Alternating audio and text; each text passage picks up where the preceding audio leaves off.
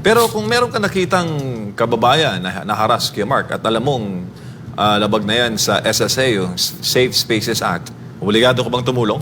You are encouraged, not obliged, you are encouraged to intervene safely or to report to the proper authority. Sample, may nakita ka dyan na babae, sinisipulan ng mga lalaki sa daan. Pwede mong pigilan yung mga lalaki. Sabihin, oy, bawal yan, huwag niyong gawin yan.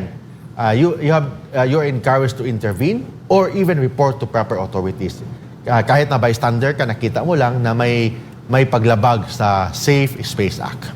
Thank you, Kuya Mark. Pero Kuya Mark, di ba meron na tayong dating batas na ganyan? Yung Anti-Sexual Harassment Law, RA 7877? May sexual harassment law but limited ang sexual harassment law. Ang sexual harassment law is applicable lang yan sa schools and working station, mga working environment. So yung kung hindi mo kilala, you can be liable of sexual harassment.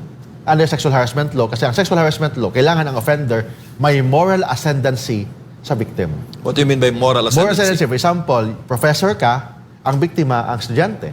Yan, moral ascendancy. Ibig sabihin, mas mataas ka sa biktima. Pag working station man, ikaw supervisor, tapos yung biktima is an ordinary employee. Yan, violation yan ng sexual harassment law. But under the Safe Space Act, irrelevant kung may moral ascendancy ang biktima. Ang biktima pwede ang mataas, pwede ang mababa na antas. For example, ang sexual harassment, kailangan ang biktima na sa mababa, may moral ascendancy ang accused. But in Safe Space Act, hindi kailangan ng may moral ascendancy. Ibig sabihin, pwede ang biktima ang supervisor, pwede rin ang supervisor ang respondent sa Safe Space Act. Thank you, Kuya Mark.